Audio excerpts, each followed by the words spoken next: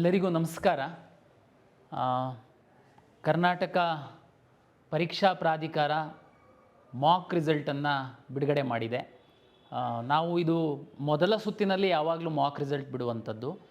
ಎರಡನೇ ಸುತ್ತಿನಲ್ಲಿ medical dental add ಆಗಿದ್ದರಿಂದ ಮತ್ತು ಅನಿವಾರ್ಯವಾಗಿ ಪೋಷಕರು ಮತ್ತು ವಿದ್ಯಾರ್ಥಿಗಳ ಹಿತದೃಷ್ಟಿಯಿಂದ ಸಮಯ ತುಂಬ ಕಡಿಮೆ ಇದ್ದರೂ ಸಹ ನಾವು ಮಾಕ್ ರಿಸಲ್ಟನ್ನು ಬಿಡುಗಡೆ ಮಾಡಿದ್ದೀವಿ.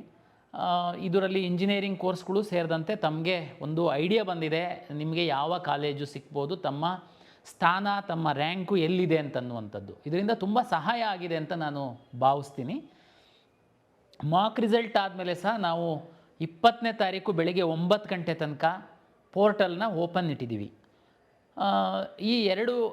ಈ ಸಂದರ್ಭದಲ್ಲಿ ಎಲ್ಲ ವಿದ್ಯಾರ್ಥಿಗಳು ಮತ್ತು ಪೋಷಕರಿಗೆ ನಾನು ಹೇಳುವಂಥದ್ದು, ತಮಗೆಲ್ಲ ಗೊತ್ತಿರುವಂತೆ ನೀಟ್ ಫಲಿತಾಂಶ ಬಂತು.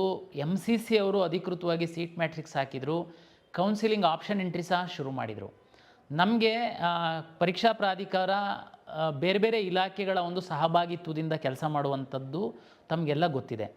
ಮೆಡಿಕಲ್ ಎಜುಕೇಷನಿಂದ ಡೆಂಟಲ್ಲು ಮತ್ತು ಮೆಡಿಕಲ್ದು ನಮಗೆ ಸೀಟ್ ಮ್ಯಾಟ್ರಿಕ್ಸ್ ಬರಬೇಕಾಗಿತ್ತು, ಶುಲ್ಕ ಬರಬೇಕಾಗಿತ್ತು.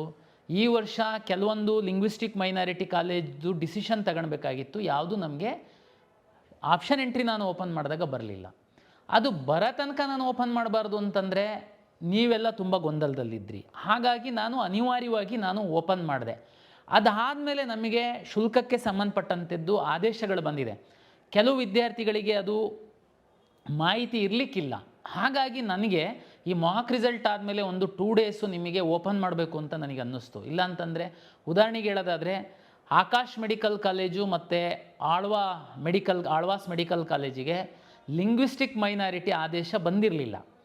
ಆಲ್ಮೋಸ್ಟ್ ಆಲ್ ನಾವು ಕಾಲೇಜನ್ನು ಡಿಸ್ಪ್ಲೇ ಮಾಡಿದ್ವಿ. ಸೀಟ್ ಅಲಾಟ್ಮೆಂಟ್ ಮಾಡುವಾಗ ನಾವು ರೇಷಿಯೋ ಅಷ್ಟೇ ಚೇಂಜ್ ಆಗುತ್ತೆ ಅಂತೇಳಿ ಇವನ್ ಸೀಟ್ ಮ್ಯಾಟ್ರಿಕ್ಸ್ ಸಹ ನಾವು ಮೊದಲವ್ರು ಕೊಟ್ಟರು, ತೆಗೆದ್ರು, ಮತ್ತೆ ನಾವು ಹಾಕಿದ್ವಿ. ಇದು ಎಲ್ಲ ನಾವು ಬೇರೆ ಡಿಪಾರ್ಟ್ಮೆಂಟ್ ಮೇಲೆ ನಾವು ಡಿಪೆಂಡೆಂಟ್ ಆಗಿದ್ದೀವಿ. ಹಾಗಾಗಿ ಆಮೇಲೆ ಶುಲ್ಕಕ್ಕೆ ಸಂಬಂಧಪಟ್ಟಂತೆ ಅಷ್ಟೇ ಚಿತ್ರದುರ್ಗ ಮೆಡಿಕಲ್ ಕಾಲೇಜಿಗೆ ಪ್ರೈವೇಟ್ ಯೂನಿವರ್ಸಿಟಿ ಸ್ಥಾನಮಾನ ಕೊಟ್ಟಿದ್ದರಿಂದ PCTಂದು ಶುಲ್ಕ ಬೇರೆ ಆಗಿದೆ. ಹೋದ ವರ್ಷ 12 ಲಕ್ಷ ಚಿಲ್ಲರೆ ಇತ್ತು. ಸರ್ಕಾರ ಯಾವುದೇ ಶುಲ್ಕವನ್ನು ಈ ಬಾರಿ ಹೆಚ್ಚಿಲ್ಲ ಅಂತಂದ್ರೂ ಪ್ರೈವೇಟ್ ಯೂನಿವರ್ಸಿಟಿ ಸ್ಥಾನಮಾನ ಸಿಕ್ಕಿದ್ರಿಂದ ಅವರು ಫೀಸ್ ಚೇಂಜ್ ಆಗಿದೆ. ಪಾಪ ನಿಮಗೆ ಗೊತ್ತಿಲ್ಲದೆ ನೀವು ಹಾಕಿರ್ಬೋದು. ಆಮೇಲೆ ಕೊನೆ ತನಕನೂ ಕಾಲೇಜ್ ಪೋರ್ಟಲಲ್ಲಿ ಅಪ್ಡೇಟ್ ಮಾಡ್ತಾಯಿದ್ರು. ಯಾರು NRI ಮತ್ತು ಮ್ಯಾನೇಜ್ಮೆಂಟ್ ಸೀಟಿಗೆ ಸಂಬಂಧಪಟ್ಟಂತೆ ಶುಲ್ಕ ಏನಿದೆ, ಮ್ಯಾನೇಜ್ಮೆಂಟು ಮತ್ತು ಅದರ್ಸ್ ಎರಡು ಒಂದೇ. ಕೆಲವು ಪೇರೆಂಟ್ಸ್ ಕೇಳ್ತಾ ಇರ್ತೀರ, ಮ್ಯಾನೇಜ್ಮೆಂಟ್ ಮತ್ತು ಅದರ್ಸ್ ಅಂತ ಏನಿದೆ ಅದ್ರದ್ದು ಶುಲ್ಕ ಆ ಕಾಲೇಜವ್ರು ಏನು ಹೇಳ್ತಾರೆ ಅದನ್ನು ಡಿಸ್ಪ್ಲೇ ಮಾಡಿ ನಮಗೆ. ಆದರೆ ಅದು 45 ಲಕ್ಷ ಮೀರಂಗಿಲ್ಲ ಅಂತಿತ್ತು. ಸುಮಾರು ಕಾಲೇಜವರು NRI ಮತ್ತು ಮ್ಯಾನೇಜ್ಮೆಂಟ್ ಶುಲ್ಕನ ಸ್ವಲ್ಪ ವ್ಯತ್ಯಾಸ ಮಾಡಿದ್ದಾರೆ. ದಯಮಾಡಿ ಅದನ್ನು ನೋಡ್ಕೊಳ್ಳಿ. ಜೊತೆಗೆ ಸುಮಾರು ವಿದ್ಯಾರ್ಥಿಗಳು ನಾನು NRI ಇಲ್ಲ ಅಂತ ಹೇಳಿ NRIದು ಹಾಕಿರಲ್ಲ.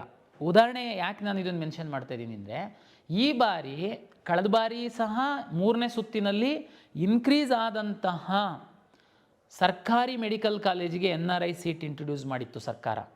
ಈ ಬಾರಿ ಸಹ ಎಲ್ಲ ಕಾಲೇಜುಗಳಿಗೆ ಅಲ್ಲ, ಎಲ್ಲೆಲ್ಲಿ ಕಾಲೇಜುಗಳಲ್ಲಿ ಸೀಟು ಇನ್ಕ್ರೀಸ್ ಆಗಿದೆ ಅಲ್ಲಿ NRI ಸೀಟನ್ನು ಇಂಟ್ರೊಡ್ಯೂಸ್ ಮಾಡಿದ್ದಾರೆ. ಮ್ಯಾನೇಜ್ಮೆಂಟ್ ಸೀಟನ್ನು ಪಡೆಯುವಂಥ ವಿದ್ಯಾರ್ಥಿಗಳೇನಿದ್ದೀರಾ, ಪೋಷಕರೇನಿದ್ದೀರಾ, ಈ ಸರ್ಕಾರಿ ಮೆಡಿಕಲ್ ಕಾಲೇಜ್ಗಳಲ್ಲಿ NRI ಸೀಟ್ ತಾನೇ ಇರೋದು. ನಮಗೆ NRI ಸ್ಟೂಡೆಂಟ್ ಅಂತೂ ನಾವಲ್ಲ, ನಾವು ಅದನ್ನು ಆಪ್ಷನ್ ಎಂಟ್ರಿ ಮಾಡುವಂಥದ್ದಿಲ್ಲ, ನಾವು ಮ್ಯಾನೇಜ್ಮೆಂಟಿಗೆ ಮಾತ್ರ ಸೀಮಿತ ಅಂತನ್ನುವಂಥದ್ದು.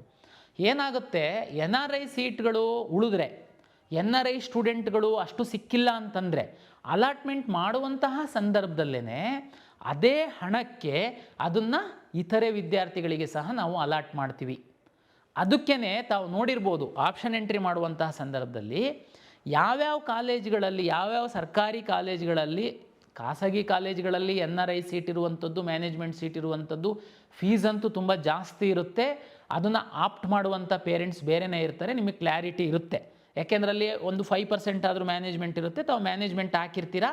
NRI ವಿದ್ಯಾರ್ಥಿಗಳು ಸಿಕ್ಕಿಲ್ಲ ಅಂತಂದರೆ ಆಟೋಮೆಟಿಕ್ಕಾಗಿ ನಾವು ಮ್ಯಾನೇಜ್ಮೆಂಟ್ ಸೀಟನ್ನು ಅಲಾಟ್ ಮಾಡ್ತೀವಿ.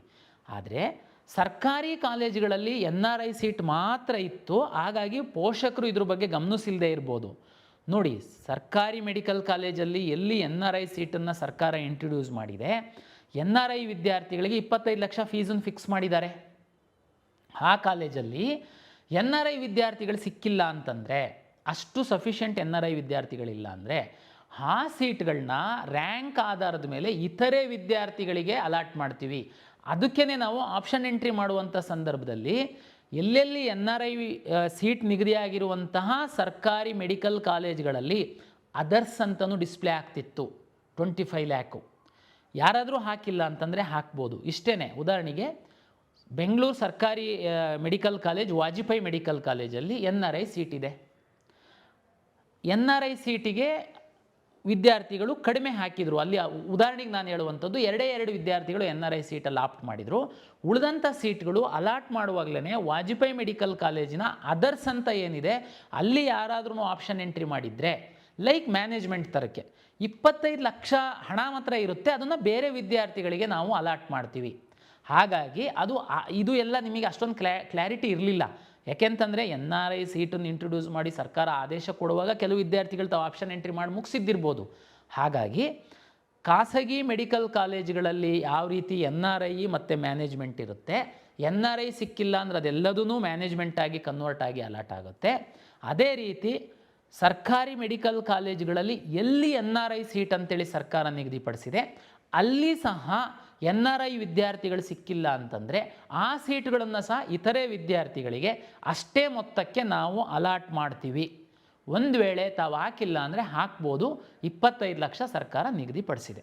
ಇದು ಒಂದು ತಮಗೆ ಈ ಅವಕಾಶ ನಾನು ಕೊಟ್ಟಿದ್ದು ಸರಿಯಾಗಿದೆ. ಮತ್ತು ಸಮಯ ನಮಗೆ ತುಂಬ ಕಡಿಮೆ ಇದೆ. ನಮಗೆ ಕೆಲವು ವಿದ್ಯಾರ್ಥಿಗಳು, ಪೋಷಕರು ಬೇರೆ ಬೇರೆ ಕಡೆಗೆ ಹೋಗಿ ಒತ್ತಡ ತರ್ತಾರೆ. ಏನಂತ ಅಂದರೆ ನಾವು ಹಾಕೋದು ಮರ್ತೋಗ್ಬಿಟ್ಟಿತ್ತು, ಜಸ್ಟ್ ಹಾಕೋಕ್ಕೆ ಒಂದು ಓಪನ್ ಮಾಡಿಬಿಡಿ. ಜಸ್ಟ್ ಹಾಕೋದಕ್ಕೆ ಲೈಟ್ ಸ್ವಿಚ್ಚನ್ನು ಹಾಕಿ ಆಫ್ ಮಾಡ್ದಂಗೆ ಆಫ್ ಮಾಡಿ ಹಾಕಿದಂಗೆ ಅಲ್ಲ. ದಯಮಾಡಿ ಅರ್ಥ ಮಾಡ್ಕೊಳ್ಳಿ.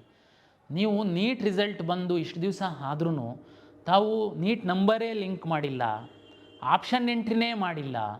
ಕೆಲವರು ವಿದ್ಯಾರ್ಥಿಗಳು ನಾವು ಡಾಕ್ಯುಮೆಂಟೇ ನಾವು ವೆರಿಫಿಕೇಷನ್ ಮಾಡ್ಕೊಂಡಿಲ್ಲ ಅಂತಂದರೆ ನೀವು ಯಾವ ಥರದ ವಿದ್ಯಾರ್ಥಿಗಳು? ಆಮೇಲೆ ನೀವು ಬೇರೆ ಬೇರೆ ಕಡೆ ಹೋಗಿಬಿಟ್ಟು ಜಸ್ಟ್ ಓಪನ್ ಮಾಡಿ ಮಾಡೋದಕ್ಕೆ ಆಗಲ್ಲ. ದಯಮಾಡಿ ಅರ್ಥ ಮಾಡ್ಕೊಳ್ಳಿ. ಆಮೇಲೆ ನಿಮ್ಮದು ಮಾತ್ರ ಮುಖ್ಯ ಆಗಿರುತ್ತೆ, ನನಗೆ ಲಕ್ಷಾಂತರ ವಿದ್ಯಾರ್ಥಿಗಳು ಮುಖ್ಯ ಆಗಿರ್ತಾರೆ. ಯಾರು ಪ್ರಾಮಾಣಿಕವಾಗಿ ನಮ್ಮ ಎಲ್ಲ ಟೈಮ್ ಟೇಬಲ್ನ ಫಾಲೋ ಮಾಡಿರ್ತಾರೆ ಅವರು ಮುಖ್ಯ ಆಗಿರ್ತಾರೆ.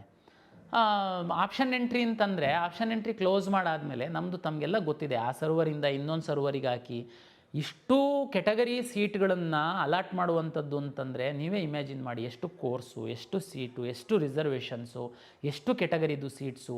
ಮತ್ತು ಈ ಬಾರಿ ನಾವು ನಿಮಗೆಲ್ಲ ನೆನಪಿರಬೇಕು, ಹಿಂದಿನ ದಿನಗಳಲ್ಲಿ ಮೊದಲ ಸುತ್ತಲ್ಲಿ ಹಾಕಿದ್ದು ಆಪ್ಷನ್ಸನ್ನೇ ಸೆಕೆಂಡ್ ರೌಂಡಿಗೆ ನಾವು ಕ್ಯಾರಿ ಮಾಡ್ತಾಯಿದ್ವಿ.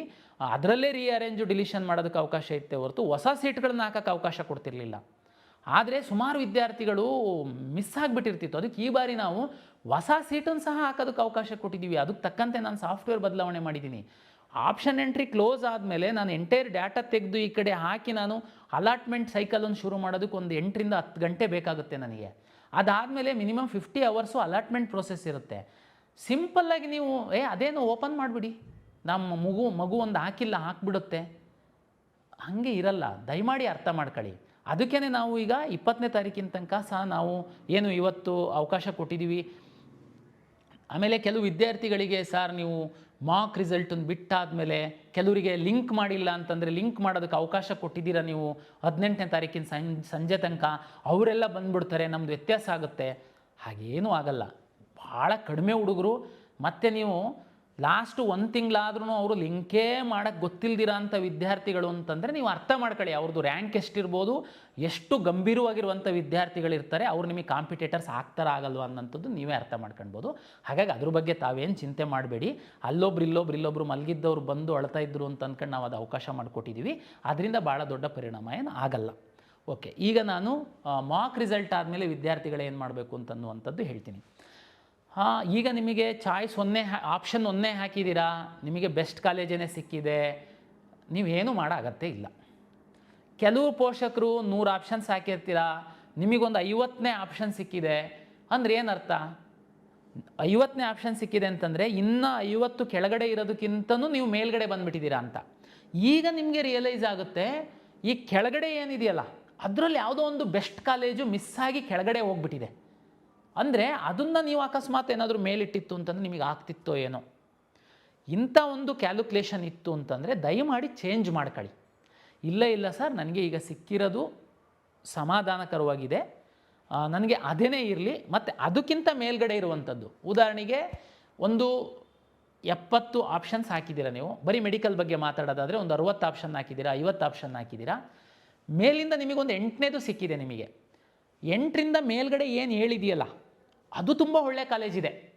ಒಂದು ವೇಳೆ ಮಾರ್ಕ್ ರಿಸಲ್ಟ್ ಆಗಿ ನಾವು ರಿಯಲ್ ರಿಸಲ್ಟನ್ನು ಅಲಾಟ್ ಮಾಡುವಂಥ ಸಂದರ್ಭದಲ್ಲಿ 8ನೇ ಕಾಲೇಜು ಮಿಸ್ಸಾಗಿ ಅದು ಅಕಸ್ಮಾತ್ 7ಕ್ಕಾದರೆ, 6ನೇ ಕಾಲೇಜಿಗಾದರೆ, 5ನೇ ಕಾಲೇಜಿಗಾದ್ರೂ ಅದು ಬೆಸ್ಟೇನೆ ನಿಮ್ಮ ಪ್ರಕಾರ, ಇನ್ನೂ ನಿಮಗೆ ಒಳ್ಳೆಯದೇನೆಯಾ, ನೀವೇನು ಚೇಂಜ್ ಮಾಡೋ ಅಗತ್ಯ ಇಲ್ಲ. ಒಂದು ವೇಳೆ 8ನೇದು ಕಾಲೇಜಿಗೆ ಸಿಕ್ಕಿದೆ, ಬೇರೆ ಬೇರೆ ಎಫೆಕ್ಟ್ ಇರುತ್ತೆ, ಅದು ಬೇರೆ ಬೇರೆ ಹುಡುಗರೆಲ್ಲ ಮೇಲೆ ಕೆಳಗೆ ಎಲ್ಲ ಮಾಡ್ತಿರ್ತಾರೆ. ಒಂದು ವೇಳೆ 8ನೇದು ಮಿಸ್ ಆಗಿ ಅದು 9ನೇದು ಸಿಕ್ತು ಅಥವಾ 10ನೇದು ಸಿಕ್ತು, ಓಕೆ ಸರ್, ಅದು ಸಹ ಚೆನ್ನಾಗಿದೆ ನನ್ನ ಪ್ರಿಯಾರಿಟಿನಲ್ಲಿ, ನೋ ಪ್ರಾಬ್ಲಮ್. ಉದಾಹರಣೆ ನಿಮಗೆ 8ನೇ ಕಾಲೇಜು ಈಗ ಸಿಕ್ಕಿದೆ, 1ರಿಂದ 7 ಕಾಲೇಜ್ ಇನ್ನೂ ನಿಮ್ಮ ಲಾಗಿನಲ್ಲಿ ಮೇಲ್ಗಡೆ ಇದ್ದಾವೆ. 7ನೇ ಕಾಲೇಜು ನಿಮಗೀಗ ಇಷ್ಟ ಇಲ್ಲ, ಈಗ ಸಿಕ್ಕಿರೋ 8ನೇ ಕಾಲೇಜ್ ಇದೆಯಲ್ಲ ಅದು ಇಷ್ಟ ಇಲ್ಲ. ಈಗ ನೀವು ಹಾಕ್ಬಿಟ್ಟಿದ್ರಿ, ಈಗ ಸಿಕ್ಕಿದೆ, ಈಗ ಸ್ವಲ್ಪ ಗೂಗಲ್ಲು ಅದು ಇದು ಎಲ್ಲ ಕಾಲೇಜ್ ಮಾಡಿ ನೋಡಿದ್ರಿ, ನೀವು ನೋಡಿದಾಗ ಆ ಕಾಲೇಜು ಓಕೆ ಇದೆ, ಅದಕ್ಕಿಂತ ಕೆಳಗಡೆ ಇನ್ಯಾವುದೋ ಕಾಲೇಜು ತುಂಬ ಚೆನ್ನಾಗಿರ್ಬೋದು, ಅದಕ್ಕಿಂತ ಮೇಲ್ಗಡೆ ಇರೋ ಕಾಲೇಜು ಅದನ್ನು ಬೇಡ ಸರ್, ಅದನ್ನು ನಾನು ರೀಅರೇಂಜ್ ಮಾಡ್ತೀನಿ, ಅದನ್ನು ತುಂಬ ತಗೊಂಡೋಗಿ ಕೆಳಗಡೆ ಹಾಕ್ತೀನಿ ಅಥವಾ ಡಿಲೀಟೇ ಮಾಡ್ತೀನಿ, ಮಾಡಬಹುದು. ಸರ್, ನಾನು ಇಷ್ಟರಲ್ಲೇ ಸಿಗುತ್ತೆ ಅಂತ ಒಂದು 10 ಕಾಲೇಜ್ ಹಾಕಿದ್ದೆ ಸರ್, ಆದರೆ ಈಗ ಅನ್ನಿಸ್ತಾ ಇದೆ ನನಗೆ 10 ಕಾಲೇಜಲ್ಲಿ ಸಿಕ್ಕಿಲ್ಲ, ಇನ್ನೊಂದು 2 ಕಾಲೇಜ್ ಹಾಕಿದ್ದಿದ್ರೆ ಸಿಕ್ತಿತ್ತು, ನನ್ನ ಮನಸ್ಸು ಚೇಂಜ್ ಆಗಿದೆ, ಹಾಕಿ, ದಯಮಾಡಿ ತಾವು ಹಾಕಿ. ಹಾಗಾಗಿ ಈ ಥರದ್ದು ಎಲ್ಲ ಅಂದರೆ ಇದೊಂಥರ ಫ್ರೆಶ್ ಆಪ್ಷನ್. ಸರ್, ಇದು ಮಾಕಲ್ಲಿ ಸಿಕ್ಕಿದ್ದೇ ನನಗೆ ಸಿಗುತ್ತಾ ಸರ್, ತುಂಬ ಚೇಂಜ್ ಆಗಿಬಿಡುತ್ತಾ ಸರ್? ನೋಡಿ, ಹಿಂದಿನ ನಮ್ಮ ಅನುಭವದ ಪ್ರಕಾರ ನಾನು ನಿಮಗೆ ಈಗಲೇ ತಮಗೆ ಗೊತ್ತಿರಬೇಕು, ಸುಮಾರು ಎಲ್ಲ ಪ್ರೆಡಿಕ್ಟ್ ಮಾಡಿದ್ದಂಥದ್ದೆಲ್ಲ ಮೇಲೆ ಕೆಳಗೆ ಆಗಿಬಿಟ್ಟಿದೆ ತಮಗೆ. ಲಾಸ್ಟ್ ಇಯರು ಅದರ ಹಿಂದಿನ ವರ್ಷದ ರ್ಯಾಂಕ್ ಎಲ್ಲ ನೋಡಿದರೆ, ಈ ವರ್ಷ ಬಿಕಾಸ್ ಆಫ್ ನೀಟ್ ಪರೀಕ್ಷೆ ಟಫ್ ಇದ್ದಿದ್ದರಿಂದ ಇವನ್ ಜನರಲ್ ಮೆರಿಟ್ ವಿದ್ಯಾರ್ಥಿಗಳಿಗೇ ಸಾಕಷ್ಟು ಕೆಳಗಿನ ರ್ಯಾಂಕ್ ತನಕ ಸಿಕ್ಕಿದೆ, ತಮಗೆಲ್ಲ ಗೊತ್ತಿದೆ. 12 ಲಕ್ಷದ್ದು ಸೀಟ್ ಎಲ್ಲದೂ ಸುಮಾರು ಕೆಳಗಡೆ ಅವ್ರಿಗೆ ತನಕ ಸಿಕ್ಕಿದೆ. ಹಾಗಾಗಿ ಪ್ರೆಡಿಕ್ಷನ್ನು 100% ಪರ್ಫೆಕ್ಟಾಗಿ ಮಾಡೋಕ್ಕಾಗಲ್ಲ. ಆದರೆ ಮಾರ್ಕ್ ರಿಸಲ್ಟ್ಗಿಂತ ಆಮೇಲೆ ನಮ್ಮದು ರಿಯಲ್ ರಿಸಲ್ಟು ತುಂಬ ಏರಪೇರಿ ಆಗಿಬಿಡುತ್ತಾ ಸರ್, ಸಮಸ್ಯೆ ಆಗುತ್ತಾ? ಇಲ್ಲ, ಖಂಡಿತ ಏರಪೇರಿ ಆಗಲ್ಲ. ಯಾಕೆ ಅಂತಂದರೆ ನಿಮ್ಮ ರ್ಯಾಂಕ್ ನಿಮಗಿರುತ್ತೆ, ಆ ಕಡೆ ಈ ಕಡೆ ತುಂಬ ನೀವು ವಿಚಾರ ಮಾಡಿನೇ ಹಾಕಿರ್ತೀರಾ, ಒಂದು 5-6% ವಿದ್ಯಾರ್ಥಿಗಳ ಮೇಲೆ ಕೆಳಗೆ ಮಾಡ್ಬೋದು. ಹಾಗಾಗಿ ತುಂಬ ದೊಡ್ಡ ಮಟ್ಟದ ವ್ಯತ್ಯಾಸ ಆಗಲ್ಲ. ಆದ್ರೂ ನೀವು ಈಗ ಏನಾದರೂ ಬದಲಾವಣೆ ಮಾಡಬೇಕು ಅಂತಿದ್ದರೆ ತುಂಬ ಫ್ರೆಶ್ ಮೈಂಡಲ್ಲಿ ಮೇಲಿಂದ ಒಳ್ಳೆಯ ಕಾಲೇಜುಗಳಿದಾವ ಅನ್ನುವಂಥದ್ದನ್ನೇ ಚೆಕ್ ಮಾಡ್ಕೊಂಡು ತಾವು ತಮ್ಮ ಆಪ್ಷನನ್ನು ರೀಅರೇಂಜ್ ಮಾಡೋದಾದರೆ ಮಾಡಿ. ಮತ್ತು ತಮಗೆಲ್ಲ ಗೊತ್ತಿರಬೇಕು, ಮಾರ್ಕ್ ಆದಮೇಲೆ ನಾವು ರಿಯಲ್ ರಿಸಲ್ಟ್ ಬಿಟ್ಟಾದಮೇಲೆ ಮತ್ತೆ ನೀವು ಸರ್ ಇಲ್ಲ ಅದು ಹಾಕಬಾರ್ದಾಗಿತ್ತು, ಇದು ಹಾಕಬೇಕಾಗಿತ್ತು, ಅವಕಾಶ ಇರಲ್ಲ. ಯಾವಾಗ ನೀವು ಅವಾಗೇನಿರುತ್ತೆ ಅವಕಾಶ? ಎನಿವೇ ಚಾಯ್ಸ್ 1 2 3 4 ಇರುತ್ತೆ, ಬಟ್ ಆದರೆ ಇಷ್ಟೊಂದು ಫ್ರೀಡಮ್ ಇರಲ್ಲ ನಿಮಗೆ ಅವಾಗ. ಈಗಾದರೆ ಯಾಕೆಂದರೆ ಸುಮಾರು ಮಕ್ಕಳು ಅಡ್ಮಿಷನ್ ಆಗಿಬಿಡ್ರೆ, ಹಾಗಾಗಿ ತುಂಬ ತಲೆ ಬಿಸಿ ಮಾಡೋ ಅಗತ್ಯ ಇಲ್ಲ. ತಾವು ನೀವೀಗ ಆಲ್ರೆಡಿ ಯಾರಿಗೆ ಸಿಕ್ಕಿದೆ ಇಷ್ಟೇ ನೋಡ್ಕೊಳ್ಳಿ, ಸಿಕ್ಕಿರೋದು ಚೆನ್ನಾಗಿದೆಯಾ, ಇನ್ನೂ ಚೆನ್ನಾಗಿರೋದು ಯಾವುದಾದ್ರೂ ನಿಮ್ಮಲ್ಲಿ ಆಗಿನೊಳಗಡೆ ಕೆಳಗಡೆ ಇದೆಯಾ, ಅದನ್ನೇನಾದರೂ ತಂದು ಮೇಲೆ ಹಾಕಬೇಕಾ? ಯಾಕೆಂದರೆ ನೀವು ಮೇಲೆ ಸಿಕ್ಕಿದೆ ಅಂತಂದರೆ ಅದರಾಗಿಂದ ಕೆಳಗಡೆ ಇರೋ ಕಾಲೇಜು ಬಹುತೇಕ ನಿಮಗೆ ಸಿಗುತ್ತೆ, ನಿಮ್ಗಿಂತ ಕಡಿಮೆ ರ್ಯಾಂಕಿಗೆ ಬೇರೆಯವ್ರಿಗೆ ಹೋಗಿರೋದ್ರಿಂದ ನೀವು ಆ ಸ್ಥಾನಕ್ಕೆ ಬಂದಿದ್ದೀರಾ ಅನ್ನುವಂಥದ್ದು ಅರ್ಥ ಇರುತ್ತೆ ಅದು. ಹಾಗಾಗಿ ತಾವು ಇದನ್ನು ಸ್ವಲ್ಪ ವಿಚಾರ ಮಾಡಿ ತಾವು ಹಾಕಿ ಅಂತ ನನ್ನ ವಿನಂತಿ. ಎರಡನೇದು, ತುಂಬ ಪೋಷಕರು ಇವರಿಗೆಲ್ಲರಿಗೂ ಕಳೆದ ವರ್ಷ 2ನೇ ಸುತ್ತಿನಲ್ಲಿ ಸಿಕ್ಕಿತ್ತು, ಕಳೆದ ವರ್ಷ 3ನೇ ಸುತ್ತಿನಲ್ಲಿ ಸಿಕ್ಕಿತ್ತು, ಈ ವರ್ಷ ಮೊದಲೇ ಸುತ್ತಲ್ಲೇ ಇಲ್ಲಿವರೆಗೆ ಸಿಕ್ಕಿದೆ, ಸಣ್ಣ ಬದಲಾವಣೆ ಮಾಡಿದ್ದೀವಿ, ಸೂಕ್ಷ್ಮವಾಗಿ ತಾವು ಅರ್ಥ ಮಾಡ್ಕೊಳ್ಬೇಕು. ಲಾಸ್ಟ್ ವಿಸಿನಲ್ಲೂ ಹೇಳಿದ್ವಿ, ನಾನು ವಿಡಿಯೋದಲ್ಲೂ ಹೇಳಿದ್ದೆ, ನಾನು ಮಾನ್ಯ ಸಚಿವರ ಅಧ್ಯಕ್ಷತೆಯಲ್ಲಿ ಸಹ ಸಭೆ ಮಾಡಿದಾಗ ಸಹ ನಾನು ಅದನ್ನು ತೀರ್ಮಾನ ಮಾಡಿಸಿ ರೆಸಲ್ಯೂಷನ್ ಮಾಡಿದ್ದೀನಿ. ಡಿ ಕ್ಯಾಟಗರೈಸೇಷನ್ ಅನ್ನುವಂತಹ ಶಬ್ದ ಏನಿದೆ, ತಾವು ಇಂದಿನ ವರ್ಷಗಳಲ್ಲಿ 2ನೇ ಸುತ್ತಿನಲ್ಲಿ ಈ ಶಬ್ದವನ್ನು ಕೇಳಿರ್ತೀರ. ಈ ಬಾರಿ ಅದನ್ನು ನಾವು ಇಂಜಿನಿಯರಿಂಗು ಅದಕ್ಕೆಲ್ಲದಕ್ಕೂ ಮೊದಲು ಸುತ್ತಲ್ಲೇ ಮಾಡಿದ್ವಿ, ಮೆಡಿಕಲ್ಲಿಗೆಲ್ಲದಕ್ಕೂ ಈ ಸುತ್ತಲ್ಲೇ ಮಾಡಿದ್ದೀವಿ. ಏನು ಸರ್ ಅದು ಡಿ ಕೆಟಗರೈಸೇಷನ್ನು, ಇದಕ್ಕೂ ರ್ಯಾಂಕು ಇದಾಗೋದಕ್ಕೂ ಏನು ವ್ಯತ್ಯಾಸ ಏನಂದರೆ, ಉದಾಹರಣೆಗೆ ನೋಡಿ, ತಮಗೆಲ್ಲ ಗೊತ್ತಿರುವಂತೆ ಎಲ್ಲ ಖಾಸಗಿ ಮೆಡಿಕಲ್ ಕಾಲೇಜ್ಗಳಲ್ಲಿ 5ರಷ್ಟು ಅಷ್ಟೇ ಮ್ಯಾನೇಜ್ಮೆಂಟ್ ಸೀಟ್ ಇರುತ್ತೆ, 15ರಷ್ಟು NRI ಸೀಟ್ಸ್ ಇರುತ್ತೆ. ನಿಮಗೆ NRI ಸೀಟ್ಸು NRI ವಿದ್ಯಾರ್ಥಿಗಳು ಅಷ್ಟೊಂದು ಇರಲ್ಲ. ಯಾಕೆಂದರೆ NRI ಅಕೌಂಟಿಂದನೇ ನಮಗೆ ದುಡ್ಡು ಕೊಡಬೇಕು, ಜೆನ್ಯೂನ್ NRI ಇರಬೇಕು ಅನ್ನೋದೆಲ್ಲ ನಾವು ಸ್ವಲ್ಪ ಮಾಡಿರೋದ್ರಿಂದ NRI ವಿದ್ಯಾರ್ಥಿಗಳು ಹಿಂದೆಲ್ಲ ಬರ್ತಿದ್ದಷ್ಟು ವಿದ್ಯಾರ್ಥಿಗಳು ಬರಲ್ಲ. ಹಿಂದೇನಾಗ್ತಿತ್ತು, ಈ NRI ಸೀಟ್ಗಳು ಮ್ಯಾನೇಜ್ಮೆಂಟಿಗೆ ಕನ್ವರ್ಟ್ ಆಗ್ತಾ ಇದ್ದಿದ್ದು ಸೆಕೆಂಡ್ ರೌಂಡಲ್ಲಿ, 2ನೇ ಸುತ್ತಲ್ಲಿ. ಈ ಬಾರಿ ಮೊದಲ ಸುತ್ತಲ್ಲೇ ಕನ್ವರ್ಷನ್ ಆಗಿದೆ. ಅದೇ ರೀತಿ ವಿಶೇಷ ಕೆಟಗರಿ ಸೀಟ್ಗಳು ಅದೆಲ್ಲ ಕಡಿಮೆ ಇರುತ್ತೆ, ಬಟ್ ಎಷ್ಟೇ ಇದ್ರೂ ಉದಾಹರಣೆಗೆ NCC ನಲ್ಲಿ ಮೆಡಿಕಲ್ ಸೀಟ್ ಎಷ್ಟೋ ಇರುತ್ತೆ, ವಿದ್ಯಾರ್ಥಿಗಳು ಕಡಿಮೆ ಇದ್ದು ಅಲ್ಲೇನಾದರೂ ಸೀಟ್ ಉಳಿದ್ರೆ ಅದು ಈ ಸುತ್ತಿನಲ್ಲೇ ಡಿ ಕೆಟಗರೈಸೇಷನ್ ಆಗಿ ಬೇರೆಯವರಿಗೆ ಅಲಾಟ್ ಆಗುತ್ತೆ. ಹಾಗಾಗಿ ನಿಮಗೆ ಸೆಕೆಂಡ್ ರೌಂಡಲ್ಲಿ ಏನು ಹೈಯೆಸ್ಟ್ ಸೀಟ್ ಅಲಾಟ್ ಆಗ್ತಿತ್ತು ಅದು ಮೊದಲ ಸುತ್ತಲ್ಲೇ ನಿಮಗೆ ಅಲಾಟ್ ಆಗಿಬಿಟ್ಟಿದೆ. ಅಂದರೆ ಈ ಮೊದಲ ಸುತ್ತಲ್ಲೇ ಡಿ ಕೆಟಗರೈಸೇಷನ್ ಮಾಡಿರೋದ್ರಿಂದ ಹೆಚ್ಚಿನ ಸೀಟ್ಗಳು ಅಲಾಟ್ ಆಗಿ ಹೋಗ್ಬಿಟ್ಟಿದೆ ಈ ಬಾರಿ. ಹಾಗಾಗಿ ಇದು ಒಂದು ತಮ್ಮ ಮಾಹಿತಿಗೆ. ತಮ್ಗೆ ಗೊತ್ತಿರುವಂತೆ ಆಲ್ಮೋಸ್ಟ್ 100% ಮೆಡಿಕಲ್ಲು ಮತ್ತು ಡೆಂಟಲ್ ಸೀಟ್ಸ್ ಅಲಾಟ್ ಆಗಿದೆ. ಇಂಜಿನಿಯರಿಂಗ್ ಸೀಟ್ಸು ಮಾತ್ರ ಇನ್ನೂ 9,000 ಈ ಸುತ್ತಲ್ಲಿ ಅಲಾಟ್ ಆಗಿಲ್ಲ. ಯಾರಾದ್ರೂ ಇಂಜಿನಿಯರಿಂಗ್ ಸೀಟು ಆಪ್ಷನ್ ಎಂಟ್ರಿ ಮಾಡಿದ್ದು ತಮಗೆ ಅಲಾಟ್ ಆಗಿಲ್ಲ ಅಂತಂದರೆ ತಾವು ಯಾವ ಒಂದಷ್ಟು ಕಾಲೇಜುಗಳನ್ನ ಬಿಟ್ಟಿದ್ದೀರಾ ಅಂತಲೇ ಅರ್ಥ. ಹಂಗಾಗಿ ಅಲಾಟ್ ಆಗಿಲ್ದಿರೋ ಕಾಲೇಜೆಲ್ಲ ಚೆನ್ನಾಗಿಲ್ಲ ಅಂತಲ್ಲ, ನೀವು ಆಪ್ಷನ್ ಎಂಟ್ರಿ ಮಾಡುವಾಗ ಪ್ರಾಪರಾಗಿ ಹಾಕಿಲ್ಲ ಅಂತ ಇರ್ಬೋದು. ಹಾಗಾಗಿ ಇಂಜಿನಿಯರಿಂಗ್ ಆಸ್ಪಿರೆಂಟ್ಸ್ ಏನಾದರೂ ಇದ್ದರೆ 20ನೇ ತಾರೀಕು ಬೆಳಿಗ್ಗೆ ತನಕ ಸ್ವಲ್ಪ ತಾವು ರೀಅರೇಂಜ್ ಮಾಡ್ಕೊಳ್ಳಿ. 9,000ದಷ್ಟು ಇಂಜಿನಿಯರಿಂಗ್ ಸೀಟ್ಸು ಇನ್ನೂ ಉಳಿದಿದೆ, ಅದು ನಿಮಗೆ ಸಹಾಯ ಆಗುತ್ತೆ. ನಾನು ಹಿಂದಿನ ವೀಡಿಯೋದಲ್ಲಿ ಒಂದು ಹೇಳಿದ್ದೆ, ಆವಾಗ ಮಾಕ್ ರಿಸಲ್ಟ್ ಕಾನ್ಸೆಪ್ಟ್ ಇರಲಿಲ್ಲ ನಮ್ಮದು. ನಾನು ರಿಸಲ್ಟನ್ನು ಪಬ್ಲಿಷ್ ಮಾಡ್ತೀನಿ. ನಾನು ಅಂದ್ಕೊಂಡಿದ್ದೆ ಹಿಂದಿನ ವರ್ಷಗಳಲ್ಲಿ MCC ಅವರೇನು ಮ್ಯಾರಥಾನ್ ಥರ ಎಕ್ಸ್ಟೆಂಡ್ ಮಾಡ್ತಾ ಇದ್ರು, ಈ ಸರಿ ಮಾಡಲಿಕ್ಕಿಲ್ಲ. ಯಾಕೆಂತಂದರೆ ಆಲ್ಮೋಸ್ಟ್ ಎಲ್ಲ ಕಾಲೇಜಿಗೆ ಸೀಟ್ಸ್ ಬಂದಿದೆ, ಟೈಮ್ಲಿ ಎಲ್ಲ ಆಗುತ್ತೆ ಅಂತ ಅಂದ್ಕೊಂಡು ನಾನು ಸೀಟ್ ಅಲಾಟ್ ಮಾಡ್ತೀನಿ. ಆಮೇಲೆ ಅಲ್ಲೂ ಅಲಾಟ್ ಆದಮೇಲೆ ನಾನು ಯಾರ್ಯಾರು ಹೋಗೋರಿತ್ತು ಅಂತಂದರೆ ಫ್ರೀ ಎಕ್ಸಿಟ್ ಕೊಟ್ಟು ಮತ್ತೆ ರೀರನ್ ಮಾಡ್ತೀನಿ ಅಂಥೇಳಿ. ಬಟ್ ಈಗ ತಮ್ಗೆ ಗೊತ್ತಿದೆ MCC ಅವರು ಈಗಾಗಲೇ 3ನೇ ಬಾರಿ ಅವರು ಎಕ್ಸ್ಟೆಂಡ್ ಮಾಡಿದ್ದಾರೆ. ಹಾಗಾಗಿ ನಾನು ಮಾಕ್ ರಿಸಲ್ಟನ್ನು ಬಿಟ್ಟಿದ್ದೀನಿ. ನೆಕ್ಸ್ಟು ಮೆಡಿಕಲ್ಲು ಡೆಂಟಲ್ ಅವರಿಗೆ 1, 2, 3, 4 4 ಚಾಯ್ಸ್ ಇರೋದ್ರಿಂದ ನಾನು ಈ ಮಾಕ್ ರಿಸಲ್ಟ್ ಏನು 20ನೇ ತಾರೀಕು 9 ಗಂಟೆಗೆ ನಂದು ಆಪ್ಷನ್ ಎಂಟ್ರಿ ರೀಅರೇಂಜ್ ಮಾಡೋದು ಮುಗಿಯುತ್ತೆ. ದಯಮಾಡಿ ಯಾರೂ ಒತ್ತಾಯ ಮಾಡಬೇಡಿ ಮೊದಲು. ಆಮೇಲೆ ಡೇ ಆ್ಯಂಡ್ ನೈಟು ಈಗ ಸಮಯ ಇದೆ, ದಯಮಾಡಿ 20ನೇ ತಾರೀಕು ಬೆಳಗ್ಗೆ 9 ಗಂಟೆ ಒಳಗಡೆ ಏನೇನು ಮಾಡ್ತೀರಾ ಮಾಡೋದಿತ್ತು ಅಂತಂದರೆ ಮಾಡ್ಕೊಂಡ್ಬಿಡಿ. 9 ಗಂಟೆ ಮೇಲೆ ನಾನು ಮತ್ತೆ ಎಕ್ಸ್ಟೆಂಡ್ ಮಾಡಲ್ಲ. ಅದಾದಮೇಲೆ ನಾನು ರಿಸಲ್ಟ್ ಕೊಟ್ಟಾದಮೇಲೆ ನಾನು MCC ನಲ್ಲಿ ಸೀಟ್ ಅಲಾಟ್ ಆಗಿ ಅಲ್ಲಿ ಹೋಗೋರಿಗೆಲ್ಲ ನಾನು ಬಿಟ್ಟು ರೀರನ್ ಮಾಡೋದಾಯಿತು ಅಂತಂದರೆ ನನಗೆ ಏನು ಸಮಸ್ಯೆ ಆಗ್ತಾಯಿದೆ ಅಂತಂದರೆ, ತಮಗೆಲ್ಲ ಗೊತ್ತಿರುವಂತೆ ಮೊನ್ನೆ 15ನೇ ತಾರೀಕಿಗೆ AICT ಪ್ರಕಾರ engineering college admission last date ಆಗಿತ್ತು. ಕರ್ನಾಟಕ ರಾಜ್ಯ ಸರ್ಕಾರದ ಒತ್ತಾಯನೂ ಸೇರಿದಂತೆ ಸುಪ್ರೀಂ ಕೋರ್ಟಲ್ಲಿ ಕೇಸ್ ಹಾಕಿ AICT ಅವರು ಮುಂದಿನ ತಿಂಗಳು 14ನೇ ತಾರೀಕಿನ ತನಕ, ಸೆಪ್ಟೆಂಬರ್ 14ನೇ ತಾರೀಕಿನ ತನಕ ಎಕ್ಸ್ಟೆಂಡ್ ಮಾಡಿದ್ದಾರೆ. ಅದರೊಳಗಡೆ ನಾನು ಇಂಜಿನಿಯರಿಂಗ್ ಅಡ್ಮಿಷನ್ಸ್ ಮುಗಿಸ್ಬೇಕು. ಇನ್ನು 2ನೇ ರೌಂಡಲ್ಲಿದ್ದೀವಿ ನಾವು. ಅಟ್ಲೀಸ್ಟ್ ಮಿನಿಮಮ್ 3 ರೌಂಡ್ ಆದರೂ ನಾನು ಮಾಡಬೇಕು. ಅದಾದಮೇಲೆ ಉಳಿದಿರೋ ಸೀಟಿಗೆ ಡೈರೆಕ್ಟ್ ಅಡ್ಮಿಷನ್ಸನ್ನು ಕೊಡ್ತಾರೆ ಕಾಲೇಜವರು. ನಾನೇನಾದರೂ ಇದನ್ನೇ ಮಾಡ್ತಾ ಕೂತ್ಕೊಂತು ಅಂತಂದರೆ, ಅಂದರೆ ಈಗ ನಾನು ಅಲಾಟ್ ಮಾಡಿ ಎಕ್ಸಿಟ್ ಆಗೋರಿಗೆ ಅವಕಾಶ ಕೊಟ್ಟು ಮತ್ತೆ ರೀರನ್ ಮಾಡ್ತು ಅಂತಂದರೆ ನನಗೆ ಅಲ್ಲಿ ಆ ಟೈಮ್ ಟೇಬಲ್ನ ಮೀಟ್ ಮಾಡೋದಕ್ಕಾಗಲ್ಲ. ಹೌದು ಸರ್, ಇದರಿಂದ ಇಂಜಿನಿಯರಿಂಗ್ ಹುಡುಗರು ಅಡ್ಮಿಷನ್ ಆಗಬೇಕಾಗುತ್ತೆ, ಮತ್ತೆ ನೋಡಿ, ಅದು ಬಿಟ್ಟರೆ ನನಗೆ ಬೇರೆ ಮಾರ್ಗನೂ ಇಲ್ಲ. ಇಂಜಿನಿಯರಿಂಗಿಂದು ನನ್ನ ಕಡೆಯಿಂದನೇ ಸುಮಾರು 94,000 ಸೀಟ್ ಅಲಾಟ್ ಮಾಡ್ತೀನಿ. ಮೊನ್ನೆ ಫಸ್ಟ್ ರೌಂಡಲ್ಲಿ ಅಡ್ಮಿಷನ್ ಆಗಿರೋರು ಬರೀ 20,000 ವಿದ್ಯಾರ್ಥಿಗಳು ಮಾತ್ರ. ಈ ಥರ ಹೋಗಿ ಅಡ್ಮಿಷನ್ ಆಗಿ ಆಮೇಲೆ ಮೆಡಿಕಲ್ಲು ಅಥವಾ ವೆಟರ್ನರಿ ಅವರು ಮೆಡಿಕಲ್ಲಿಗೆ ಹೋಗಿ ಇಂಜಿನಿಯರಿಂಗ್ ಅವನು ವೆಟರ್ನರಿಗೆ ಬರ್ತಾನೆ, ಇಲ್ಲ ಅಗ್ರಿಕಲ್ಚರ್ ಅವ್ನು ಮೆಡಿಕಲ್ಲಿಗೆ ಹೋಗಿ ಇಂಜಿನಿಯರಿಂಗ್ ಅವನು ಅಗ್ರಿಕಲ್ಚರಿಗೆ ಬರ್ತಾನೆ ಅಂತನ್ನುವಂಥದ್ದು ಒಂದು ಸ್ಟ್ಯಾಟಿಸ್ಟಿಕ್ಸ್ ತೆಗೆದು ನೋಡಿದರೆ ಹಾರ್ಡ್ಲಿ ಕಳೆದ ವರ್ಷ ಅದ್ರ ಹಿಂದಿನ ವರ್ಷ ಎಲ್ಲ 200ಕ್ಕಿಂತ ಕೆಳಗಡೆ ವಿದ್ಯಾರ್ಥಿಗಳು. ಒಂದು 100ರಿಂದ 200 ವಿದ್ಯಾರ್ಥಿಗಳಿಗೆ 100ರಿಂದ 200 ಇಂಜಿನಿಯರಿಂಗ್ ಸೀಟಿಗೆ ದೊಡ್ಡ ಅನ್ಯಾಯ ಆಗಿಬಿಡುತ್ತೆ ಅಂತ ಅಂದ್ಕೊಂಡ್ರೆ ನಾನು ಇನ್ನೂ 94,000ದಲ್ಲಿ 70,000 ಅಷ್ಟೇ ಅಡ್ಮಿಷನ್ಸ್ ಆಗಿದೆ. ಅಷ್ಟು ಮಕ್ಕಳಿಗೆ ನನಗೆ ಪ್ರಾಬ್ಲಮ್ ಮಾಡಿಬಿಡ್ತಾರೆ ಕಾಲೇಜು. ಅದನ್ನು ಅರ್ಥ ಮಾಡ್ಕೊಳ್ಬೇಕಾಗುತ್ತೆ. ಹಾಗಾಗಿ ಸಂಕ್ಷಿಪ್ತವಾಗಿ ಹೇಳುವಂಥದ್ದಾದರೆ 20ನೇ ತಾರೀಕು 9 ಗಂಟೆಗೆ ನಂದು ಆಪ್ಷನ್ ಎಂಟ್ರಿ ಮುಗಿಯುತ್ತೆ. ಆ ಕಡೆಗೆ ಒಂದು 3-4 ಡೇಸಲ್ಲಿ ನಾನು ಪ್ರಾವಿಷನಲ್ ರಿಸಲ್ಟ್ ಬಿಡ್ತೀನಿ. ಅದಾದಮೇಲೆ ಅಡ್ಮಿಷನ್ ಶುರು ಮಾಡ್ತೀನಿ. ಮೆಡಿಕಲ್ಲು ಮತ್ತು ಡೆಂಟಲ್ ಅವರಿಗೆ 1, 2, 3, 4 ಚಾಯ್ಸ್ ಇರುತ್ತೆ. ತಾವು ಖುಷಿ ಇದ್ದರೆ ಅಡ್ಮಿಷನ್ ಆಗ್ಬೋದು, ಅದೆಲ್ಲ ಆಮೇಲೆ ನಾನು ಹೇಳ್ತೀನಿ. ಉಳಿದಂಥ ಎಲ್ಲ ಕೋರ್ಸ್ಗಳವರು ಕಂಪಲ್ಸರಿ ಹೋಗಿ ಅಡ್ಮಿಷನ್ಸ್ ಆಗಬೇಕಾಗುತ್ತೆ. ಮುಂದಿನ MCC ಅವ್ರ ಪ್ರಕಾರ ನಾನು ಮೆಡಿಕಲ್ ಡೆಂಟಲ್ ಆಯುಷ್ ಮಾಡ್ತಿರುವಾಗ ತಮಗೆ ಇಷ್ಟ ಆಯಿತು ಅಂತಂದರೆ ತಾವು ಅಪ್ಗ್ರೇಡೇಷನಿಗೋಸ್ಕರ ಬರ್ಬೋದಾಗಿರುತ್ತೆ. ಸರ್ ಅದು ನಮಗೆ ಪ್ರಾಬ್ಲಮ್ಮು, ಇಂಜಿನಿಯರಿಂಗ್ ಹೋಗು ಬಾ ಹಂಗಿದ್ರೆ ನೀವು ಬೇಕಿದ್ರೆ ಇಂಜಿನಿಯರಿಂಗ್ದು ಕ್ವಿಟ್ ಮಾಡಿ ನೀವು ಮೆಡಿಕಲ್ ಅಷ್ಟು ಕಾನ್ಫಿಡೆನ್ಸ್ ಇತ್ತು ಅಂತಂದರೆ ಕಾಯ್ಕೊಂಡು ಸಹ ಕೂರ್ಬೋದಾಗಿರುತ್ತೆ. ಇದು ವಿದ್ಯಾರ್ಥಿಗಳು ಮತ್ತು ಪೋಷಕರಿತ ದೃಷ್ಟಿಯಿಂದ ಮ್ಯಾಕ್ಸಿಮಮ್ ಏನು ಮಾಡಲಿಕ್ಕಾಗುತ್ತೆ ಅದನ್ನು ನಾನು ಮಾಡ್ತಾ ಬರ್ತಾಯಿದ್ದೀನಿ.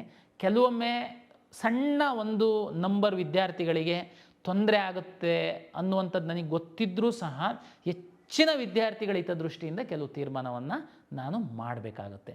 ಹಾಗಾಗಿ ತಾವು ಸಹಕಾರ ಕೊಡ್ತೀರಾ ಅಂತೇಳಿ ನಾನು ಭಾವಿಸಿದ್ದೀನಿ. ಎಗೈನ್ ನಾನು ಹೇಳ್ದಂಗೆ ಆಯುಷ್ ವಿದ್ಯಾರ್ಥಿಗಳು ಕೆಲವರು ಇದ್ದೀರಾ, ಸಿಕ್ಕಲಿಲ್ಲ ಮೆಡಿಕಲ್ ಅಂದ್ರೆ ಹೋಗೋರು ಇದ್ದೀರಾ, ಕೆಲವರು ಇಲ್ಲ ನಾನು ನೇರ ಆಯುಷಿಗೆ ಹೋಗಬೇಕು ಅಂತಲೇ ಇದ್ದೀರಾ. ನಾನೇನು ಮಾಡಲಿ, ನನಗೆ ಆಯುಷ್ ಸೀಟ್ ಮ್ಯಾಟ್ರಿಕ್ಸ್ ಬರಲಿಲ್ಲ, ಹಾಗಾಗಿ ನಾನು ಆಯುಷ್ ಹಾಕೋಕ್ಕಾಗಲಿಲ್ಲ. ನಾವೆಲ್ಲ ಪ್ರಯತ್ನನೂ ಮಾಡಿದ್ದೀವಿ, ಹಾಗಾಗಿ ನಾನು ಬಿಟ್ಟಿದ್ದೀನಿ. ಅವರು ಯಾವಾಗ ಕೊಡ್ತಾರೆ ಆವಾಗ ನಾನು ಕೌನ್ಸಿಲಿಂಗ್ ಮಾಡ್ತೀನಿ, ಅಷ್ಟೇ ಮಾಡಲಿಕ್ಕಾಗುತ್ತೆ ನನಗೆ. ಅದು ಬಿಟ್ಟು ಬೇರೆ ಏನು ಮಾಡಲಿಕ್ಕೆ ಆಗಲ್ಲ. ಆಯುಷ್ ಡಿಪಾರ್ಟ್ಮೆಂಟ್ ಬೇರೆ ಇದೆ, ಅವ್ರು ಸೀಟ್ ಮ್ಯಾಟ್ರಿಕ್ಸ್ ಕೊಡಬೇಕು, ನಾನು ಮಾಡಬೇಕಾಗುತ್ತೆ. ಹಾಗಾಗಿ ಯಾರು ಆಯುಷ್ ಆಸ್ಪಿರೆಂಟ್ ಇದ್ದೀರಾ ತಾವು ದಯಮಾಡಿ ಕಾಯಿರಿ. ಮೆಡಿಕಲ್ಲು ಡೆಂಟಲಲ್ಲಿ ಭಾಗವಹಿಸಿರುವಂಥವ್ರು, ಯಾವುದೋ ಡೆಂಟಲ್ ಕಾಲೇಜ್ ಸಿಕ್ಕಿದೆ, ನಂದು ಪ್ರಿಯಾರಿಟಿ ಫಸ್ಟ್ ಆಯುಷ್ ಇತ್ತು ಅಂತಂದರೆ ಎನಿವೇ ತಮಗೆ ಚಾನ್ಸ್ ಇರುತ್ತೆ, ಚಾಯ್ಸ್ 2 ಅಥವಾ 3 ಹಾಕಿ ಮುಂದಿನ ಸುತ್ತಿಗೆ ಬರುವಂಥದ್ದಕ್ಕೆ ಅದನ್ನು ತಾವು ಮಾಡಬಹುದಾಗಿರುತ್ತೆ. 20ನೇ ತಾರೀಕು 9 ಗಂಟೆ ಮೇಲೆ ಯಾವುದೇ ಅವಕಾಶ ಕೊಡಲ್ಲ. ಯಾರಾದರೂ ಮಿಸ್ ಆಗಿರೋ ಒಬ್ಬರಿಬ್ಬರು ವಿದ್ಯಾರ್ಥಿಗಳಿದ್ದರೆ ಇವನೇನು 18ನೇ ತಾರೀಕು ಇವತ್ತು ನಾವು ಸಂಜೆ ತನಕ ಕೊಟ್ಟಿದ್ದೀವಿ, ಅದ್ರ ಮೇಲೆ ಒಬ್ಬರಿಗೆ ಸಹ ಅವಕಾಶ ಕೊಡಲ್ಲ. ದಯಮಾಡಿ ಆ ಸದುಪಯೋಗ ಪಡಿಸ್ಕೊಂಡು ಕೌನ್ಸಿಲಿಂಗ್ ಬರೋದಾದರೆ ಬನ್ನಿ, ಇಲ್ಲ ಅಂತಂದರೆ ದಯಮಾಡಿ ನಮಗೆ ಒತ್ತಡ ಹಾಕಬೇಡಿ ಅಂತೇಳಿ ಹೇಳ್ತಾ, ಯಾರಿಗೆ ಮಾಕಲ್ಲಿ ಒಳ್ಳೆ ಸೀಟ್ ಸಿಕ್ಕಿದೆ ಶುಭಾಶಯಗಳು ತಮಗೆ. ತಾವು ಸ್ವಲ್ಪ ಇನ್ನೊಂದು ಸರಿ ತಮ್ಮ ಆಪ್ಷನ್ ಎಂಟ್ರಿದನ್ನು ಸ್ಟಡಿ ಮಾಡಿ ತಾವೇನಾದರೂ ಮಾಡೋದಿತ್ತು ಅಂತಂದರೆ ಮಾಡಿ. ನಾವು ಆದಷ್ಟು ಬೇಗ ಈ ಎಲ್ಲ ಪ್ರಕ್ರಿಯೆನ ನಾವು ಮುಗಿಸ್ತೀವಿ, ಅಡ್ಮಿಷನ್ ಶುರು ಮಾಡ್ತೀವಿ. ಮತ್ತು MCCದು ಮತ್ತು ಇನ್ನೊಂದು ಕೊನೆಯದಾಗಿ ಟಾಪರ್ಸ್ ಏನಿದ್ದೀರಾ, Kannadiga toppers, Karnataka toppers, fees will be same. Karnataka ರಾಜ್ಯದಲ್ಲಿರುವಂತಹ ಎಲ್ಲ ಸರ್ಕಾರಿ ಮೆಡಿಕಲ್ ಕಾಲೇಜುಗಳ 15% ಸೀಟ್ಗಳನ್ನು MCCಯಿಂದ ಅಲಾಟ್ ಮಾಡ್ತಾರೆ. ಟ್ಯೂಷನ್ ಫೀಸು ಮತ್ತು ಯೂನಿವರ್ಸಿಟಿ ಫೀಸನ್ನು ಸೇರಿಸಿದರೆ ನಮ್ಮದು ಮತ್ತು MCCಯಿಂದ ಬರುವಂಥದ್ದು ಫೀಸು ಸೇಮ್ ಇದೆ. ದಯಮಾಡಿ ತಾವು KEA ಬದಲು ಟಾಪರ್ಸ್ ಇದ್ದವರು MCCಗೆ ಹಾಕಿ MCCಯಿಂದ ಅಡ್ಮಿಷನ್ ತಗೊಳ್ಳಿ ಅನ್ನುವಂಥದ್ದು ನನ್ನ ವಿನಂತಿ. ಸರ್ ಅಲ್ಲಿ ಏನು ಸರ್ ನಿಮ್ಮದಾದರೆ ಬರೀ 750 ರೂಪಾಯಿ ಕೊಟ್ಟು ಹಾಕ್ತೀವಿ, ಆಮೇಲೆ ದುಡ್ಡು ಕಟ್ಟೋದು, ಅಲ್ಲಿ ಮೊದಲೇ ಅದೇನು ದೊಡ್ಡ ಸಮಸ್ಯೆ ಅಲ್ಲ. ಮೆಡಿಕಲ್ ಮಾಡೋದಕ್ಕೆ ಹೊರಟಿರೋರು ತಾವು ಎಲ್ಲರೂ ಟೆಕ್ ಸೇವಿ ಇದ್ದೀರಾ. ನಮ್ಮದೇ ರಾಜ್ಯದ್ದು 15% ಮೆಡಿಕಲ್ ಕಾಲೇಜಿನ ಸೀಟ್ಗಳಿದ್ದಾವೆ. ನೀವು ಟಾಪರ್ಸ್ ಇದ್ದೀರಾ, ದಯಮಾಡಿ ತಾವು 15%ಇಂದ ಬನ್ನಿ. ಫೀಸು ಸೇಮ್ ಇದೆ, ಏನು ವ್ಯತ್ಯಾಸ ಇಲ್ಲ. MCCಯಿಂದ ತಾವು ಬನ್ನಿ, ನಿಮಗೆ ಗೌರವನೂ ಜಾಸ್ತಿ ಇರುತ್ತೆ. ನಮ್ಮಲ್ಲಿ ಇನ್ನೊಬ್ಬ ಯಾರೋ ಕನ್ನಡಿಗ ಕೆಳಗಿಂದ ಹೋಗೋದಕ್ಕೆ ಅವಕಾಶ ಇರುತ್ತೆ. ದಯಮಾಡಿ ಅಂಥವರು ಟಾಪರ್ಸು MCCನಲ್ಲಿ ಸಹ ಪಾರ್ಟಿಸಿಪೇಟ್ ಮಾಡಿ ಸೀಟ್ ತಗೊಳ್ಳಿ ಅಂತ ನಾನು ವಿನಂತಿಯನ್ನು ಮಾಡ್ತಾ ಎಲ್ಲರಿಗೂ ಶುಭವಾಗಿ